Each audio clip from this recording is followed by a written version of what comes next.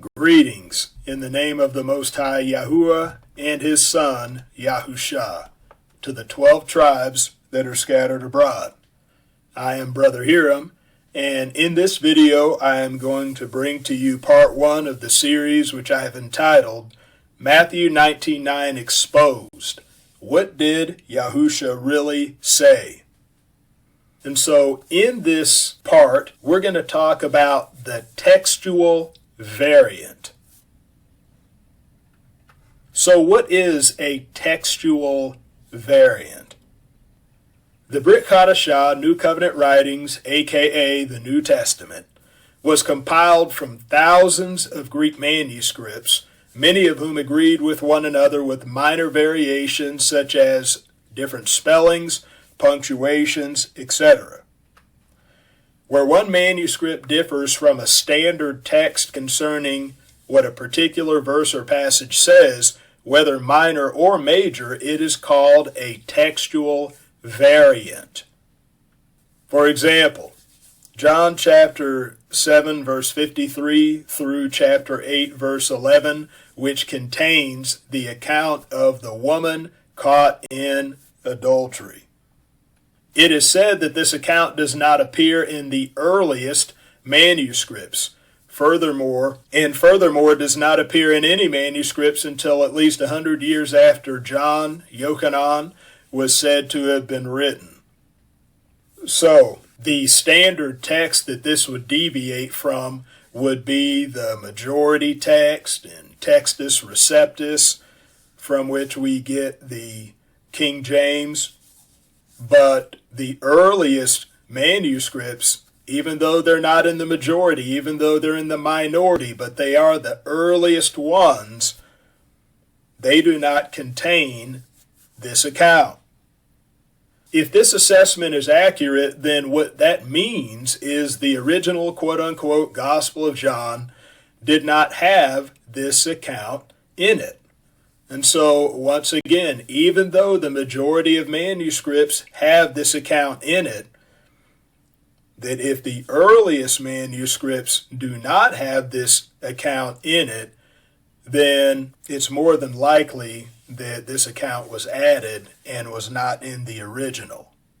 And so this is an example of a textual variant where the actual variant would be the accounts that don't have this account of the woman caught in adultery. Because, as I said, the standard texts have this in there, but the ones that don't have this account, that would be the actual textual variant.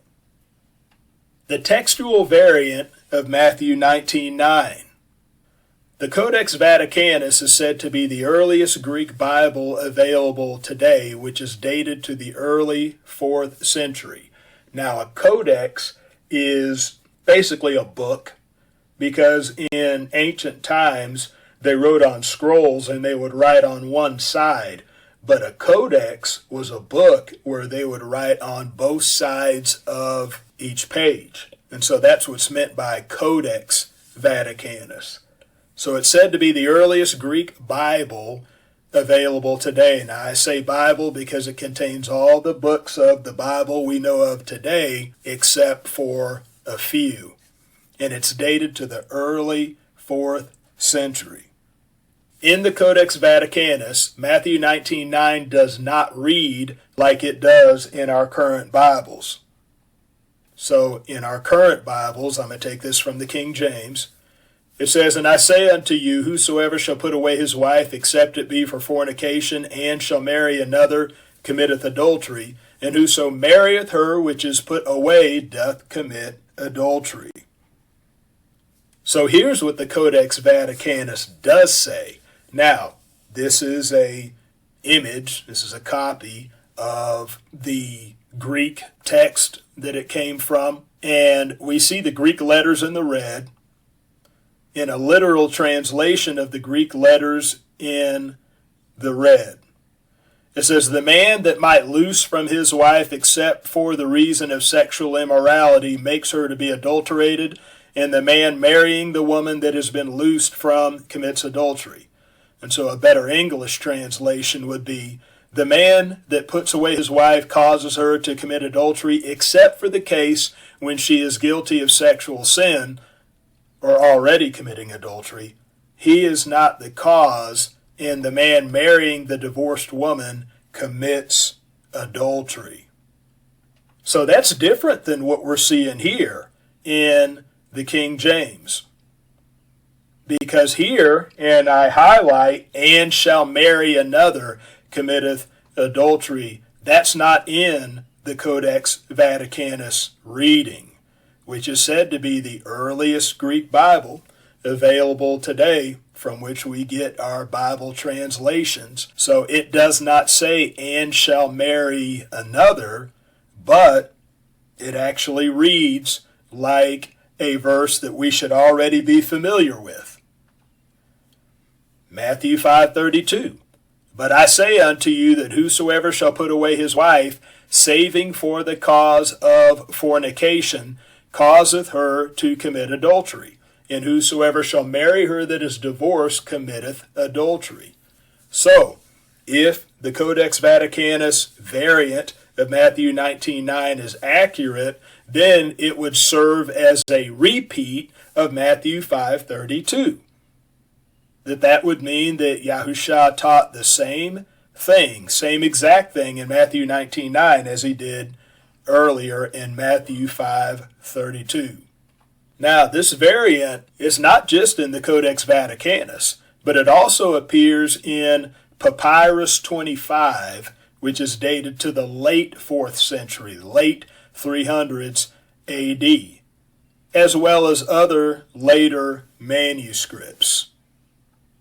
Now, concerning the idea of Yahusha repeating himself from Matthew 5:32 in his teaching in 19:9, it was characteristic of Yahusha to repeat himself in his teachings. In other words, that idea is nothing new. Think about some of the other things that he has said. Whoever exalts himself shall be abased, and whoever humbles himself shall be exalted. Many are called, few are chosen. Many that are first shall be last, and the last first.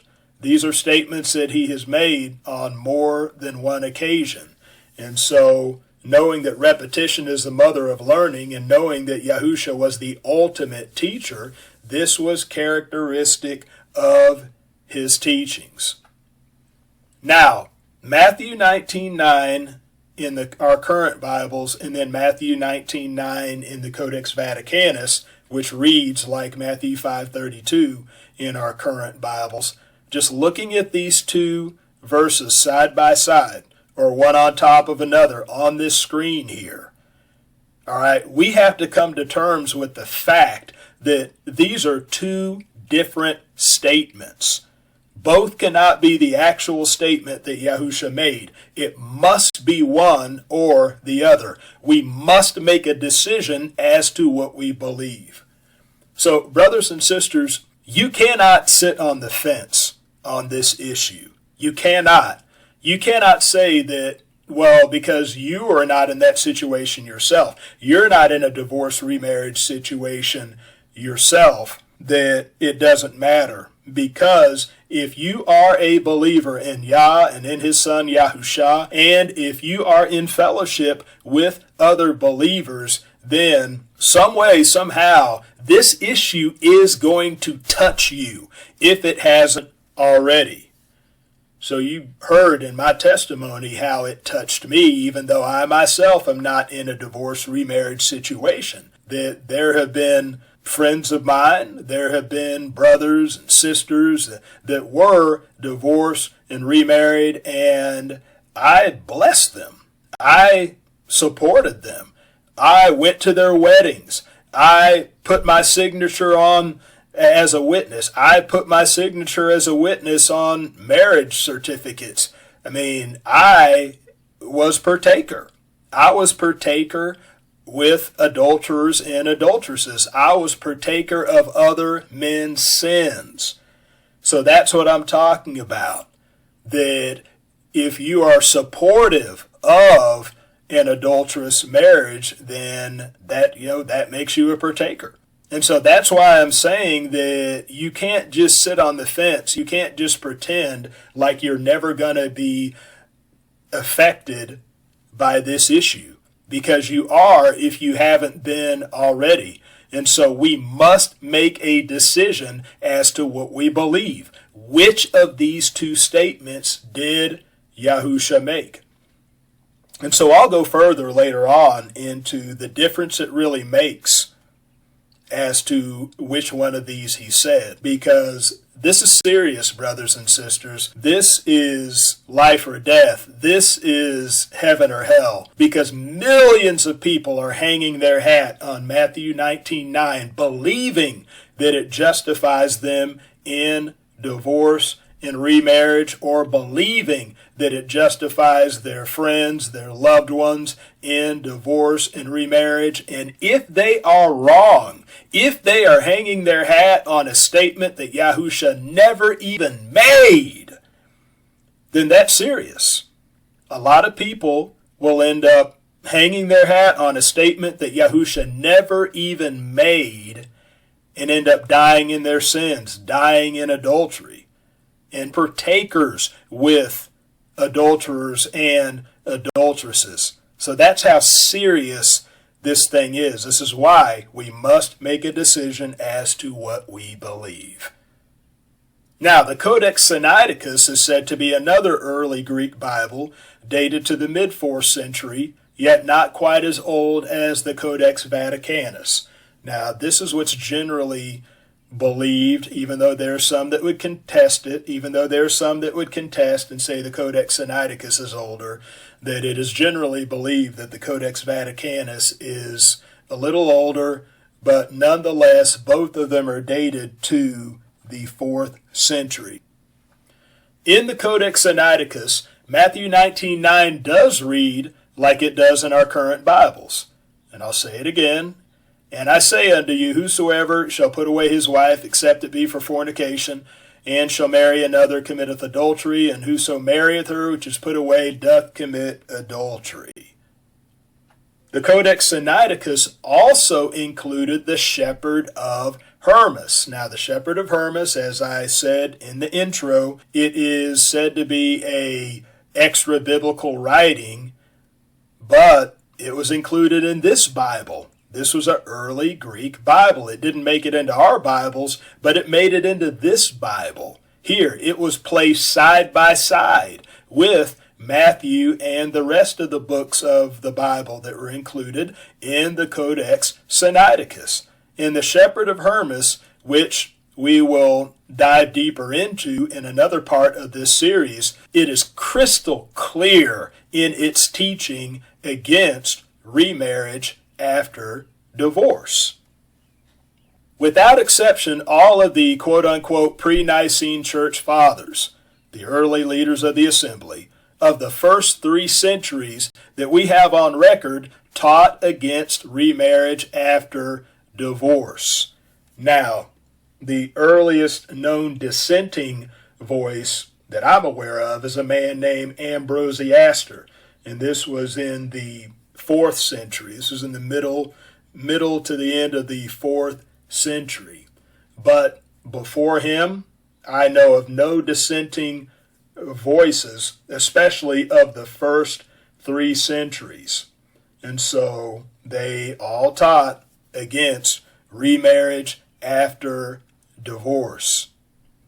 So what was commonly believed amongst the early believers and early assembly leaders, so-called church fathers, was that Yahusha made exception for divorce in the case of whoredom and fornication, but not remarriage.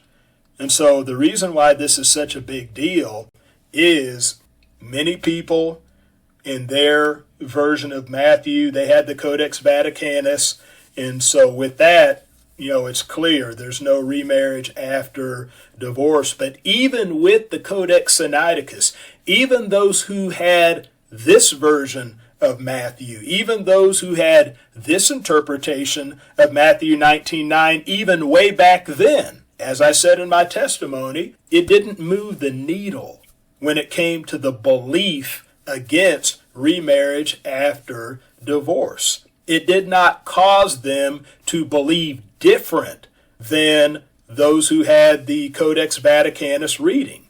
They still nonetheless believed that the exception was made for divorce and not for remarriage, even with the Codex Sinaiticus reading.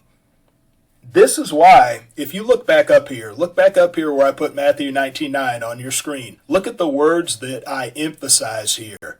Put away his wife, except it be for fornication. Even from a grammatical standpoint, that it would be more correct to say that even the current reading of Matthew 19:9 makes the exception for the divorce and not for the remarriage. Because if the intent of the translator, whoever translated this into the Codex Sinaiticus this way, if the intent was to make exception for remarriage after divorce, then it should have said, whosoever shall put away his wife and shall marry another, except it be for fornication, committeth adultery. But instead, the exception clause is put after the divorce and not after the divorce and remarriage.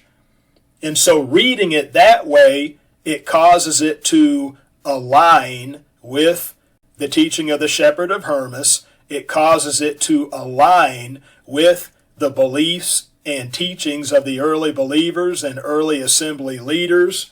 And it causes it to align with the Codex Vaticanus reading when it's read this way. And so I want to really drive that point home, that the earliest reading of it reads like Matthew 5:32, but even this early reading of it did not cause the early believers and early leaders of the assembly to believe otherwise than that Yahusha made exception for divorce in the case of whoredom and fornication, but not remarriage. Now, when it comes to the Codex Vaticanus, Codex Sinaiticus, and these being Greek Bibles dated to the 4th century.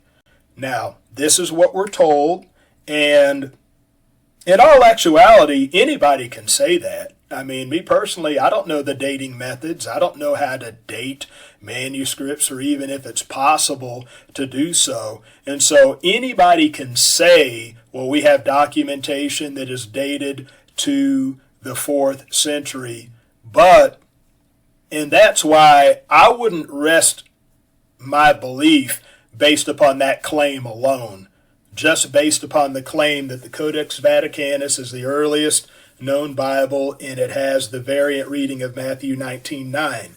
But we are told in the Scriptures that every truth is to be confirmed by the mouth of 2 or 3 witnesses.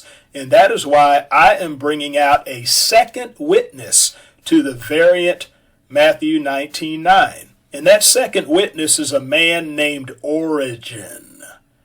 So who is Origen? Origen is said to be the greatest teacher among the early assembly leaders since the apostles. Origen was taught by Clement of Alexandria, another prominent early assembly leader. Origen knew the Hebrew language. Origen had knowledge of the Hebrew copy of Matthew via Pantaeus, who was Clement's teacher. So Pantaeus was Origen's teacher's teacher. Now, Pantaeus, if you do your research on him, it was said that he went to India for a missionary trip, and he found believers there that had received the good news from the Apostle Bartholomew. And it's further said that the Apostle Bartholomew brought a Hebrew copy of Matthew to those people, and that Pantaeus saw that copy. Now, it's also said that Pantaeus brought a Hebrew copy of Matthew back from his missionary trip to India, because Pantaeus was the teacher at the Alexandria school.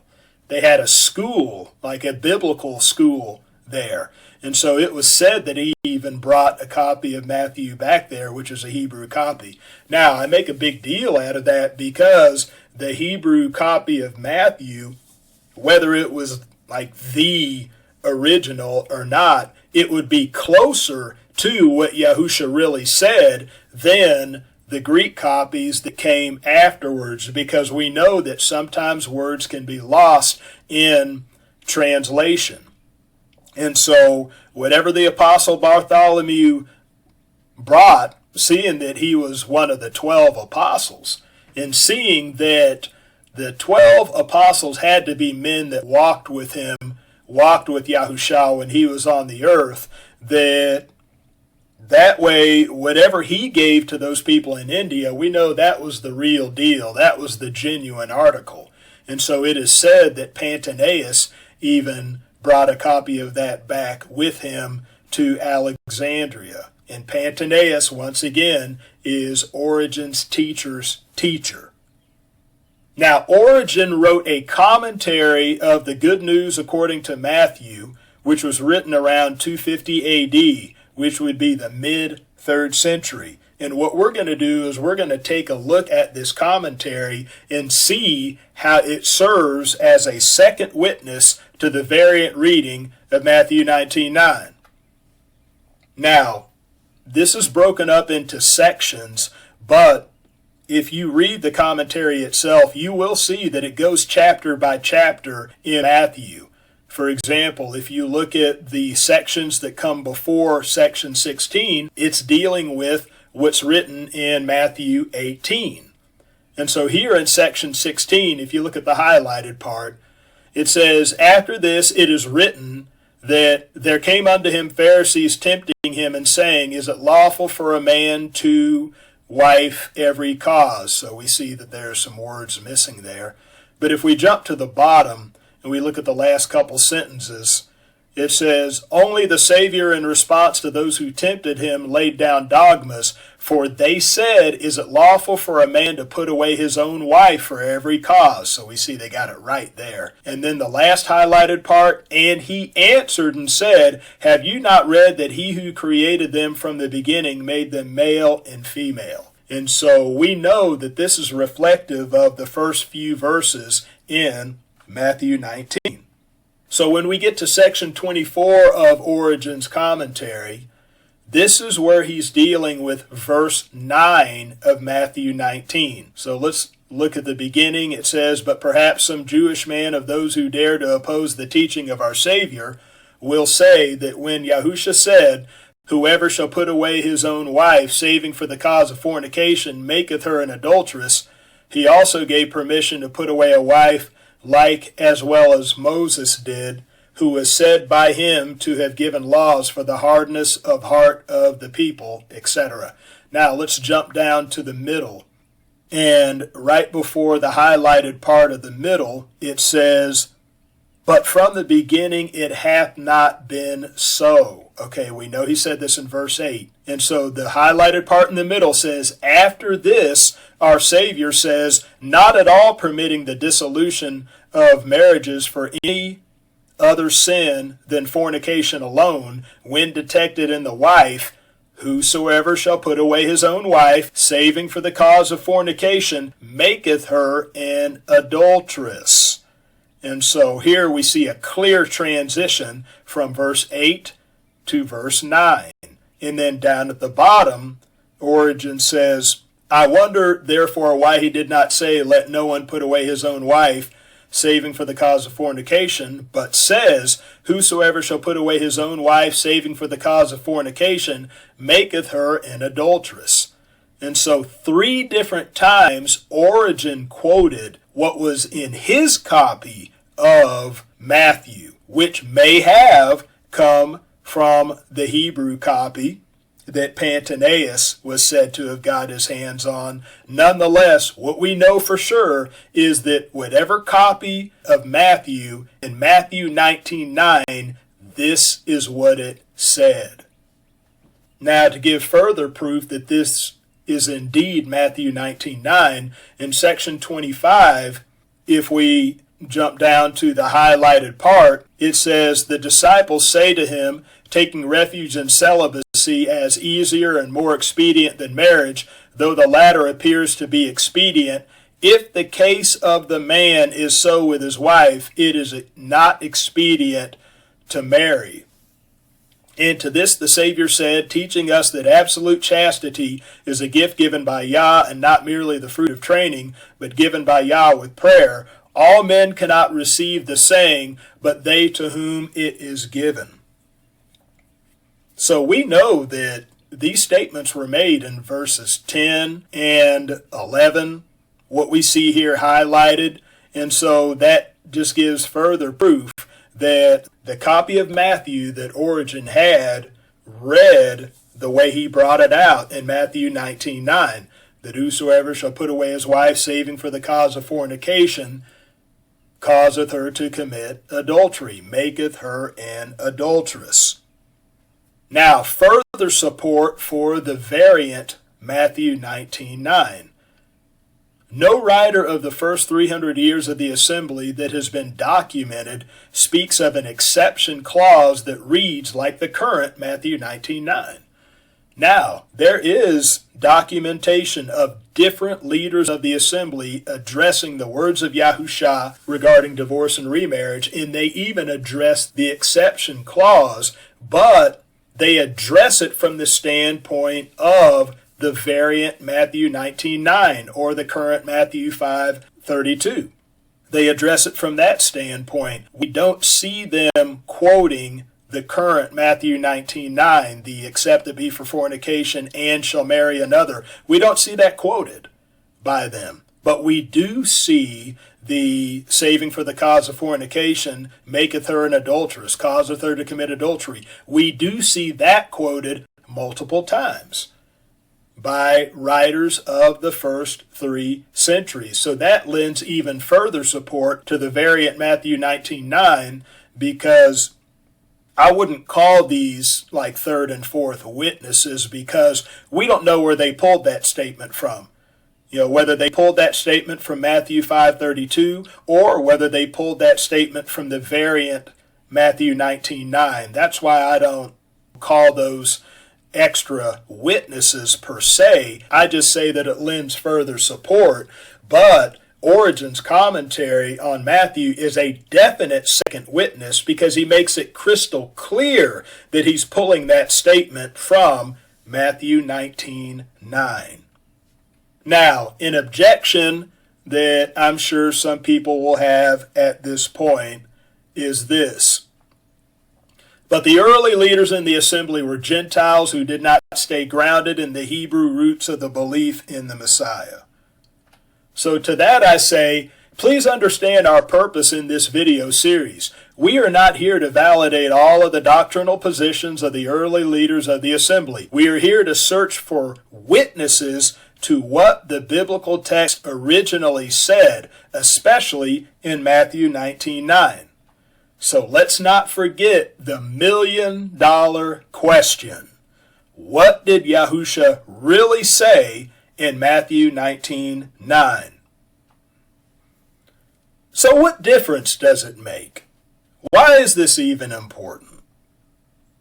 All right, so let's look at these two versions side by side. We're going to look at the current Matthew 19:9, which corresponds more to the Codex Sinaiticus. We're going to look at the variant Matthew 19:9, which corresponds to the Codex Vaticanus. That, and I say to you, whosoever shall put away his wife, except to be for fornication, and shall marry another, committeth adultery, and whosoever marrieth her which is put away doth commit adultery. And, but I say unto you that whosoever shall put away his wife, saving for the cause of fornication, causeth her to commit adultery, and whosoever shall marry her that is divorced, committeth adultery.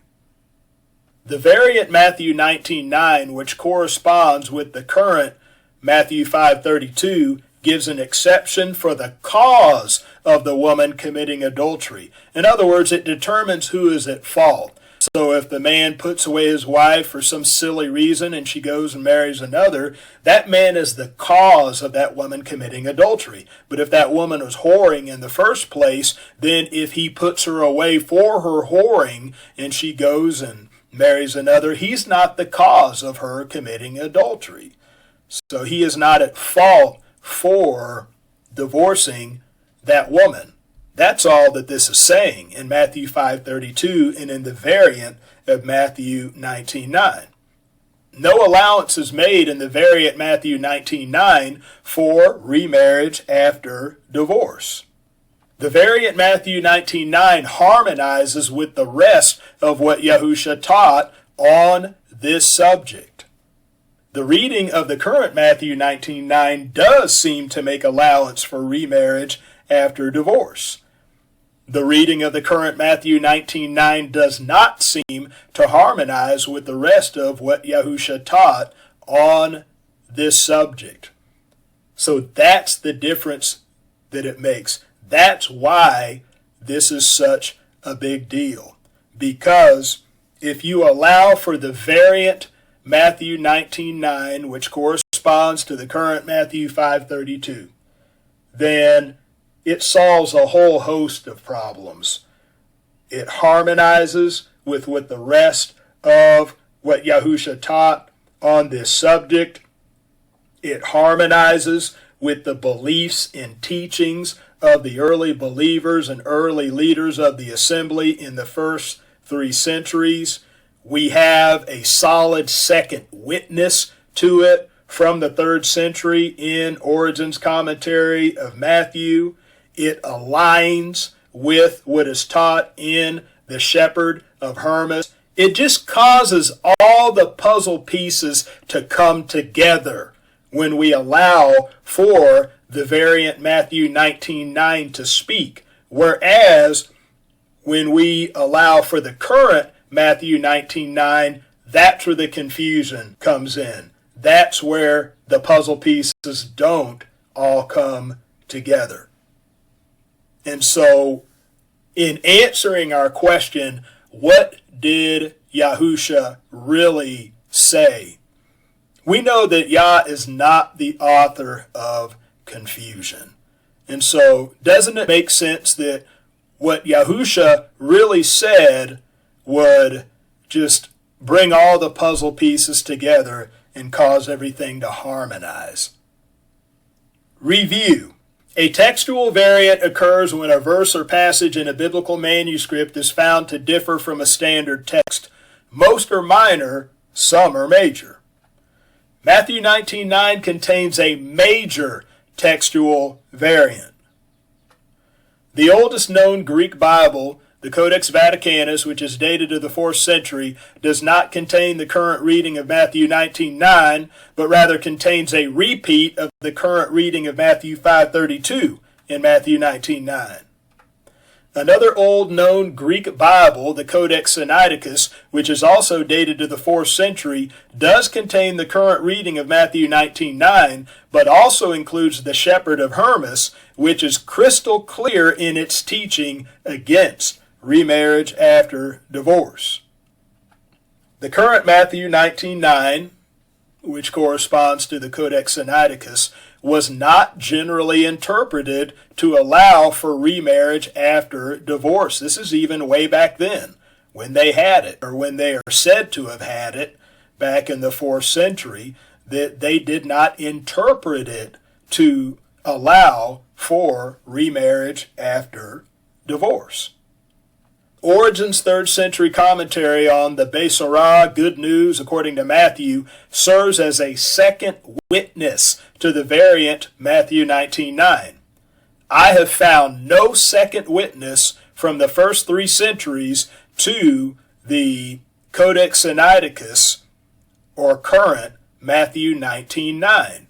Now, if there is a professional scholar out there that knows a lot more about this kind of thing than me, if they could show me a second witness from the first 3 centuries of the current reading of Matthew 19:9, the except it be for fornication and shall marry another, I'm all ears and I will stand corrected. But for now, I have found no second witness of that reading from the first 3 centuries. This matters greatly because the current reading of Matthew 19:9 is the only statement that Yahusha allegedly made that could even be construed to allow for remarriage after divorce. So as you heard me say earlier, that Millions of people are hanging their hat on this one verse, and they have no idea how much controversy surrounds this verse. They have no idea that they may be sitting in a house of cards. Challenge questions. Does it matter what Yahusha originally said in Matthew 19:9?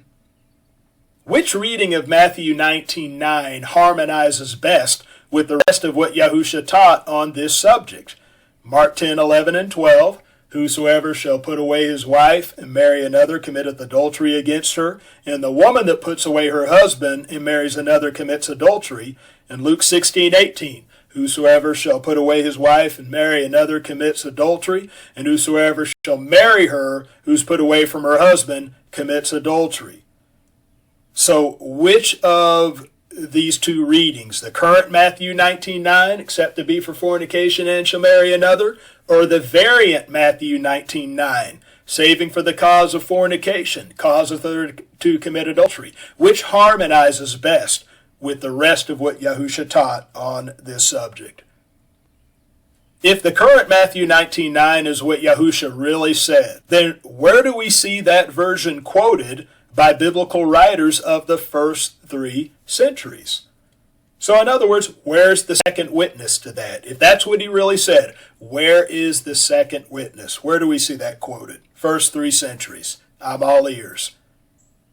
If the earliest witnesses we have bear witness to the variant Matthew 19:9, which corresponds to our current Matthew 5:32, saving for the cause of fornication, causeth her to commit adultery. If the earliest witnesses we have bear witness to the variant Matthew 19:9, which was found in the Codex Vaticanus, what reason do we have to believe that Yahusha spoke otherwise in this verse? So brothers and sisters, you've heard my reasons.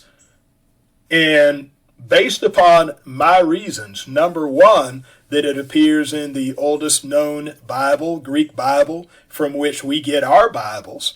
Number two, we have solid second witness to it from the 3rd century in Origen's commentary of Matthew.